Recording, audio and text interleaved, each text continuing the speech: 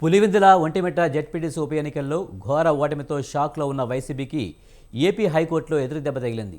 2 స్థానాలకు జరిగిన ఉప ఎన్నికల్లో టీడీపీ అవకతవకలకు పాల్పడిందని, పులివెందుల పరిధిలోని 15 పోలింగ్ కేంద్రాల్లో, ఒంటిమిట్టలోని 30 పోలింగ్ కేంద్రాల్లో రీపోలింగ్ నిర్వహించాలని, పోలింగ్పై స్టే విధించాలని కోరుతూ వైసీపీ దాఖలు చేసిన లంచ్ మోషన్ పిటిషన్ను కొట్టివేసింది.